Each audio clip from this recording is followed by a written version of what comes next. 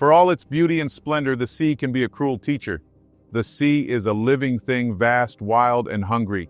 It whispers to adventurers with the voice of a god, promising freedom and adventure, and they go willingly, blind to its deceit. The sea has no memory, no love for the creatures that cross it. It gives and it takes as it pleases. People who go out there think they understand it. It will rise and tear a ship apart and swallow you whole with no trace. The sea has no pity. It kills the strong as easily as the weak. One wrong turn of wind, one careless moment, and it takes what it wants. Your ship, your courage, your life. Let's venture back to the unforgiving ocean where survival is earned, not given. This is Outdoor Disasters. For Maurice and Maralyn Bailey, their ocean adventure would be treacherous. On a rainy day in November 1966 in Derby, England, Maurice Bailey sat across the room from his wife Maralyn, wondering why she was staring out the window. They had been married for 3 years, long enough for him to recognize the quiet tension that meant something was on her mind. She knew she was the type who needed something beyond the simple life they shared. A small house, a modest job, a routine that kept them safe but caged. It was a dinner later. When she finally spoke, her words spilled out like a confession, long rehearsed. She spoke of escape, of leaving the monotony of England behind, of buying a small yacht and living on the sea. She talked of wind and salt and the quiet rhythm of the tides, of freedom and a life without boundaries. Maurice listened, torn between disbelief and wonder. It was madness, he thought. They didn't know how to sail. They barely had savings. The sea was for other people, richer, bolder, foolish people. They debated the logistics, the financials, and it seemed virtually impossible. But when they debated the pros of the endeavor, freedom and nature, there was something dangerous about the simplicity of those two words. They carried a weight he could not ignore. In the days that followed, the idea refused to die. It lingered in their conversations, in her hopeful glances, in the soft way she touched his arm when they passed each other in the house.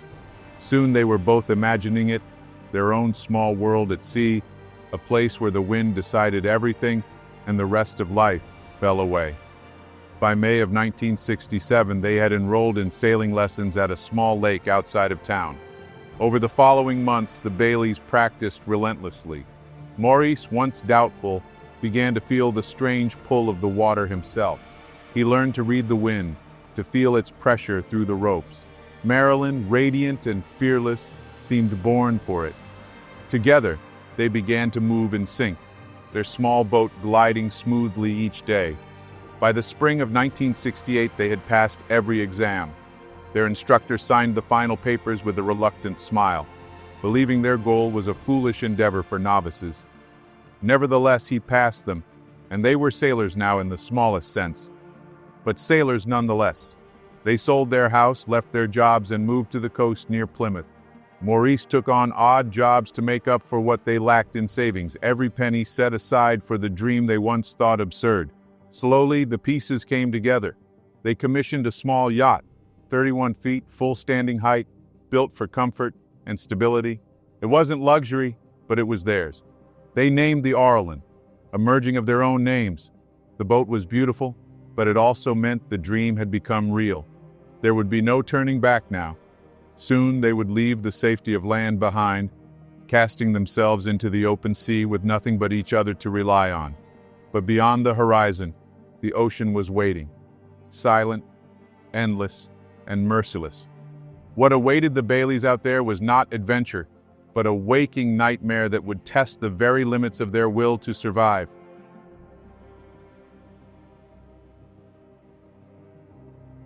The wind was sharp with salt and promised the day the Maralyn left Southampton. Maurice Bailey stood beside his wife Maralyn, the yacht's white sails billowing as they glided from the harbor. Behind them, her mother raised a camera, catching one last image, her daughter smiling bravely through tears. It was late July 1972. 2 years had passed since the Baileys earned their sailing licenses and bought the yacht they named Maralyn. Twice they'd delayed the voyage, first for her father's death, then for her own illness. But each delay only hardened Maralyn's resolve to live the dream. to cross the world's oceans together. The Atlantic treated them kindly. For 4 weeks the sun blazed, the wind was steady, and the yacht carried them south through calm waters. Maurice stood proud at the helm, his hand steady on the wheel. He had never felt so sure of himself, so certain that the sea, vast and unknowable, would reward his courage.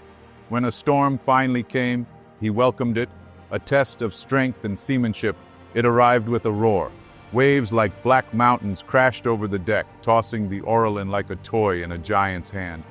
Rain lashed sideways, wind screamed through the rigging, and the deck pitched beneath them. Maralyn clung to the mast, her yellow hood snapping wildly in the gale. Water pummeled her face until she could barely breathe. Maurice fought the wheel, shouting orders that the wind tore away. They were tethered to the deck by safety lines, lashed to the storm itself. When dawn came, the storm was gone, and so were the Baileys' doubts. They had survived. Months later, they reached Panama. The Orlin, gleaming with fresh paint, rocked gently in the port of Balboa. Maurice checked their maps and provisions, while Maralyn wrote a postcard to her mother, her last. Ahead lay the Pacific, the final leg of their voyage. That night they met their friends Sheila and Neville on another yacht, drinking rum under the tropical stars. The air was soft and sweet, but Maralyn couldn't shake a gnawing unease. Ever since they'd entered the Caribbean, a quiet dread had haunted her. She had begged Maurice to delay their Pacific crossing, but he refused. The sea had become his purpose, and she couldn't take it from him. On February 28, 1973, they sailed from Balboa, their next destination, the Galapagos Islands, 400 miles west. For days, the Pacific shimmered like molten glass. They saw no other vessels, only the endless horizon. Then one night, Maurice noticed a light sweeping across the water. A searchlight. Somewhere in the darkness, a trawler moved slowly, and a smaller motorboat circled it like a shark. The light caught their sails for a heartbeat before moving on. Maurice tightened his grip on the wheel. Something about it felt wrong, and he was correct. By the morning, things were going to take a dark turn.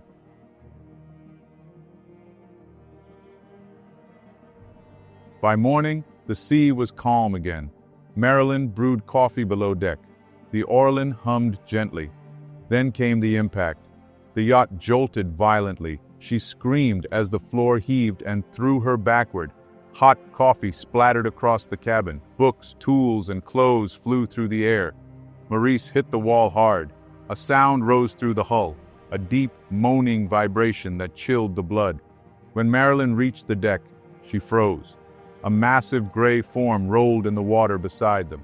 A sperm whale, bleeding, thrashing, its slick body streaked red.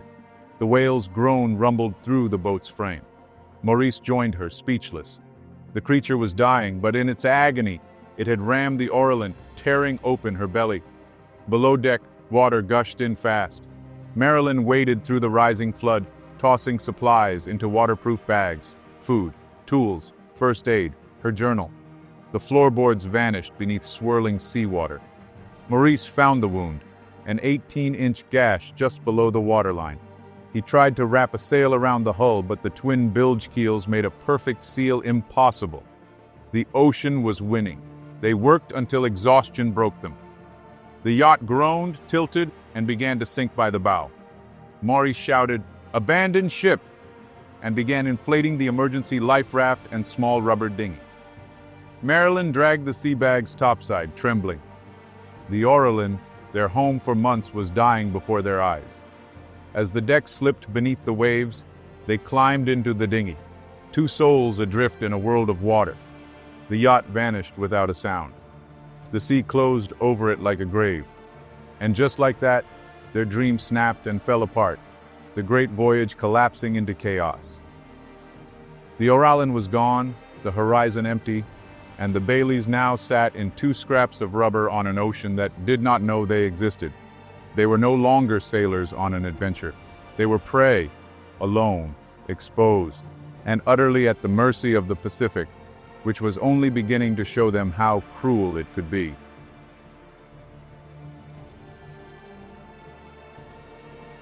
As the Baileys drifted west, clinging to survival, they took stock of the supplies they were able to salvage. 32 cans of food, 10 gallons of water, a few tools, 6 flares. Enough, Maurice said, for 2 weeks, maybe 3. Rescue would come. It had to. Days blurred. The sun blistered their skin. The ocean stretched infinitely and cruelly. At night, they rode under the stars, trying to steer toward the Galapagos, but the current dragged them farther west. Each morning, the horizon looked the same. No land, no ships, only the burning blue void. On day 9, a ship appeared, white against the sky. Maralyn screamed for joy. They fired 2 flares. The first failed. The second soared high, burning red. But the vessel sailed on. The third flare vanished into smoke. The sea was silent again. By the second week, their food was nearly gone. Their lips cracked, their skin peeled, their water dwindled to a few inches in the last jug. On the 18th day, Maralyn hauled a sea turtle aboard. Its flippers flailed helplessly. Maurice hesitated, but hunger conquered mercy. One swing of the paddle, one sickening thud. They carved the meat into small pieces and ate in silence, the taste metallic and warm. When the rains finally came, they danced beneath the storm, mouths open to the sky. For the first time in weeks, they felt alive, but their joy turned to despair when the rainwater tasted bitter. The raft's waterproof coating had poisoned it. They poured it back into the sea. Only a quart was safe to drink.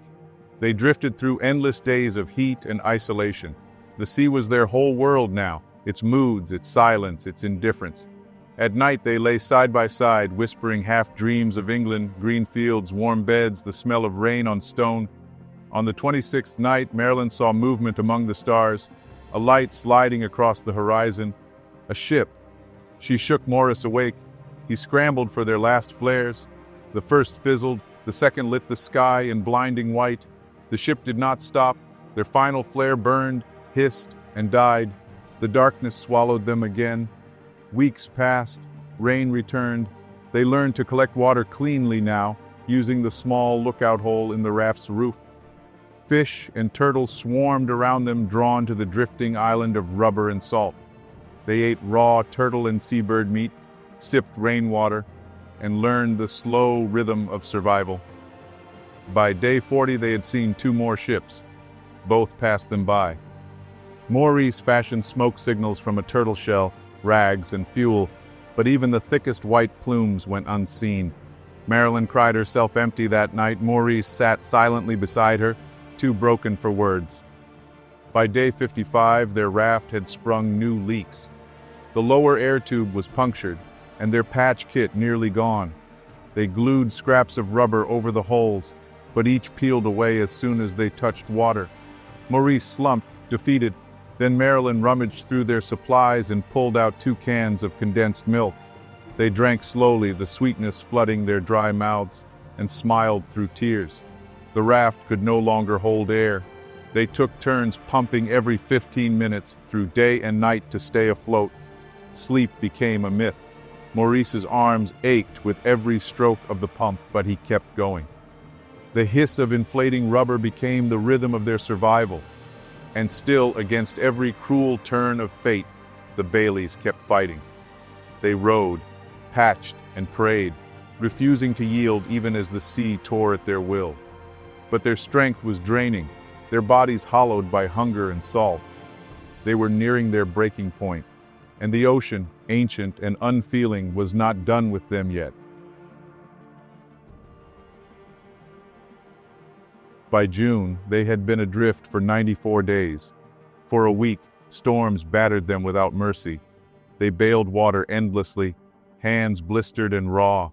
Then, in one violent surge, a monstrous wave flipped the dinghy and tore Maurice away. Maralyn screamed his name into the black gale but could see nothing but crashing water. She couldn't swim. All she could do was pray. Then, 50 feet away, a head broke the surface. Maurice, alive, gasping, clawing through the waves. "Grab the rope!" she cried. He fought his way to the raft, blue-lipped and shaking. Maralyn pulled him in, collapsing against him. They held each other and sobbed as thunder rolled overhead. A week later, calm returned.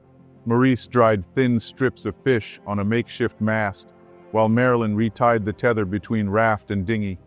The sea around them teemed with life again: dolphins, turtles, bright blue herrings. They had become a strange part of the ocean's ecosystem. On the 109th day, the sea shimmered under a cloudless sky. Sharks circled lazily beneath them. Maralyn dangled her hand in the water and laughed. "He lets me touch him," she said. Then, with reckless impulse, she plunged both hands in and lifted a small shark onto the raft. It thrashed, jaws snapping. Maurice shouted, wrapping his head in a towel. Together they held it down until it stilled. By evening, they had meat again, and for a moment, laughter.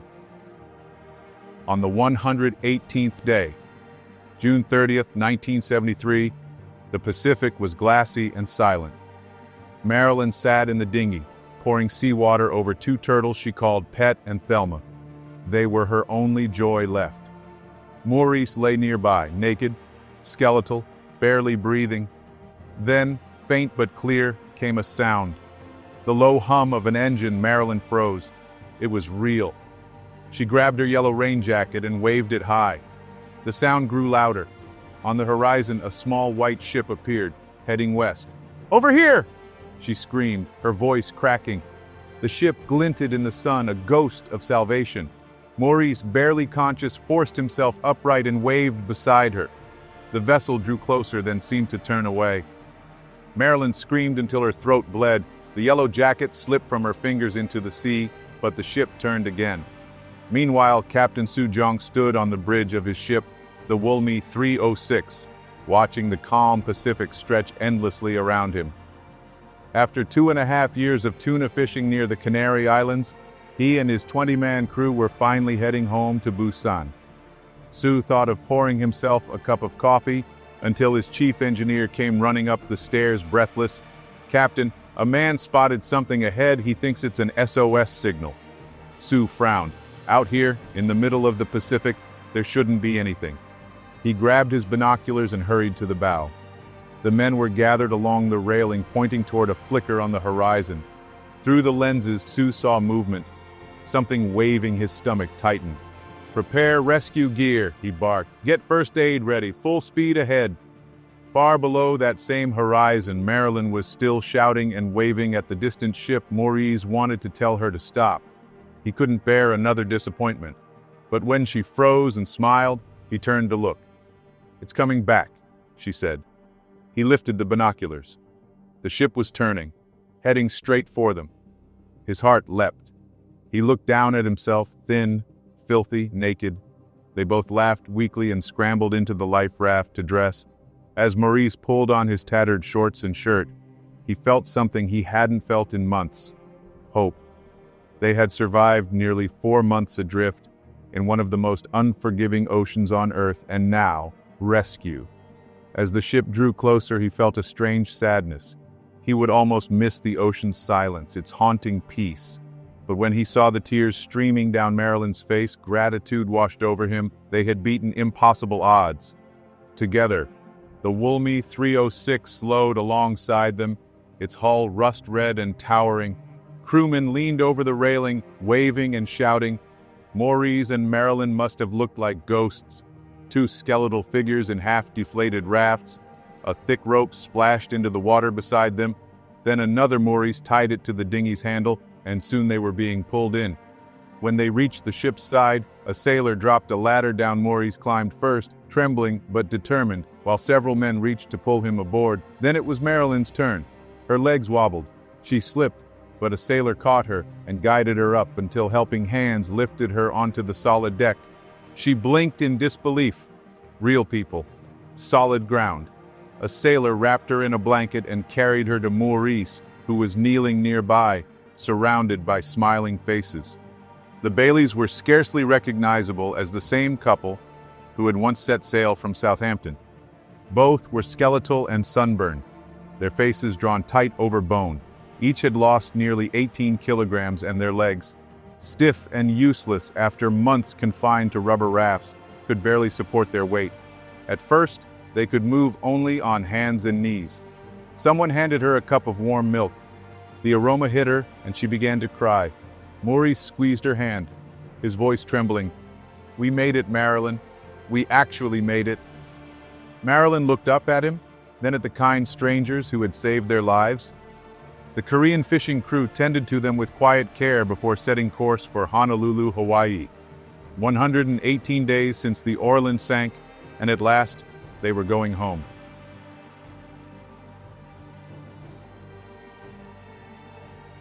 Back in Derby, England, it was July 1st, 1973.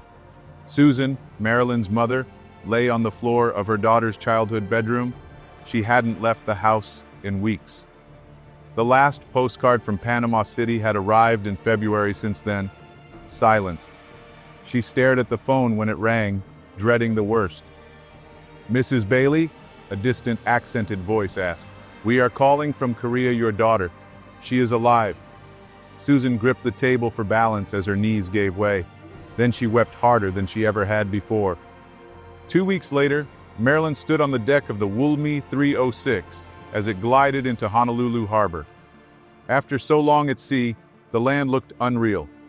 The crew had treated them like family, feeding them, tending their sores, and gifting clothes.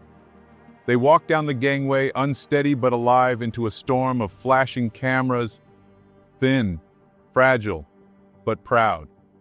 They had drifted 1,500 miles across the Pacific. When they finally went home to England, the Baileys were greeted as celebrities, survivors of the impossible. In the months ahead, doctors treated Maurice for thrombosis, infection, and lung damage. Maralyn healed with only scars on her skin. As they recovered, the Baileys wanted to share their story with the world. So in 1974, they released 117 Days Adrift, later published in the US as Staying Alive, a haunting account of their ordeal. Amazingly, the experience did not extinguish their love for the ocean. By 1975, they had commissioned a new yacht, Orland II, and returned to sailing. The Baileys often spoke of how the ocean, though vast and merciless, was never truly empty. Throughout their ordeal, they said hundreds of animals, turtles, dolphins, fish, and seabirds, approached their small raft and drifted alongside them for days at a time. Maurice described the creatures as their silent companions, saying their presence eased the crushing loneliness of the Pacific. Maralyn felt the same. After so many months surrounded by marine life, she said, they began to feel like sea creatures themselves, part of the ocean, not just lost upon it, but survival had forced them into heartbreaking choices. One of the main things we killed, which didn't please us at all, were turtles, Maurice admitted years later in an interview with documentarian Alvaro Cerezo. They're such gentle, harmless creatures, but we killed them, decapitated them. I didn't like it one bit. The guilt never left them. After their rescue, both vowed never to take another life for food again. We decided we wouldn't kill any more animals or allow any more to be killed, so we became vegetarians. I haven't eaten meat since. Maurice said Maralyn passed away from cancer in 2002 at the age of 61. Maurice lived on quietly in England, spending his later years in solitude. "It's a lonely life, but I think I'm happy being lonely," he proclaimed.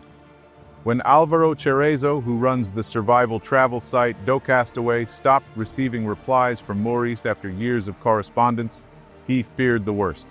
After searching, he discovered that his old friend had died in December 2018. His passing went unnoticed by the wider world. Before his death, Cerezo had recorded a lengthy, heartfelt interview with him in 2016, which he later released to do something special for this beautiful couple. He stated, in it, he reflected on their extraordinary resilience.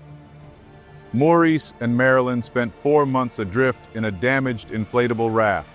They became the longest-lasting castaways ever to survive in such a vessel. Through time, their story has been forgotten, but it deserves to be remembered, he said.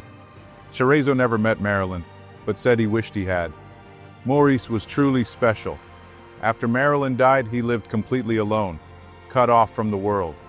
It's hard to believe, but I might have been the only person he stayed in touch with until the end, Cerezo recalled. Even in death, Maurice Bailey remained what he had become during those 118 days at sea, quiet, humble, and indelibly bound to the ocean that had once tried to claim him. During the interview with Chorizo, Maurice stated, "If I knew someone would come for us, I'd do it again. The sea was our life, the animals our neighbors, but it was Maralyn. She kept us alive. Without her, I wouldn't have made it."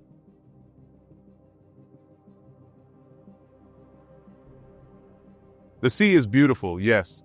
So beautiful it breaks your heart. At dawn it gleams like polished glass, and at dusk it burns with fire. It lulls you with its rhythm, makes you think you belong there, that you are one of its chosen. Out there, you learn the truth. The sea is not blue, it's black. It's not gentle, it's cruel. It will strip you bare of pride and hope until you're nothing but a trembling animal clinging to the wreckage of your own ambition. The sea has no enemies, because it never loses. It waits, patient and endless, for those foolish enough to trust it. And when you finally see it for what it is, when it rises and takes everything from you, you understand. The sea was never your friend, it was your executioner. If your ship goes down and you have to abandon it, don't panic. That's the first rule. Take a deep breath and think. Move fast, but stay deliberate. Grab your life jacket, locate the life raft or any object that floats, and get clear of the sinking vessel, at least 100 feet away to avoid suction or debris. If you have time, take the emergency kit, water, flares, a mirror, food rations, first aid, and a knife. Once in the raft, stay calm and organize everything. Check for leaks and secure your supplies so nothing drifts away. Protect yourself from the sun by covering up and staying as dry as possible. Conserve your energy. Movement burns water you can't spare. Never drink seawater no matter how thirsty you get. Instead, collect rainwater using a tarp, clothing, or plastic, and store every drop in sealed containers. Fish and seabirds can keep you alive. Use hooks, pins, or scraps of metal as improvised tools. Signal every day with flares, mirrors, or anything reflective, even if you think no one can see you. The ocean is vast and help can appear when you least expect it. Above all, keep your mind sharp and your hope alive. Talk, pray, sing, or count the days, whatever it takes to stay focused. People who survive at sea don't do it because they're lucky. They survive because they refuse to stop fighting, even when the sea tries to take everything from them. Out there are no heroes, only the living and the lost. And the line between them is drawn by those who never stop trying to overcome an outdoor disaster.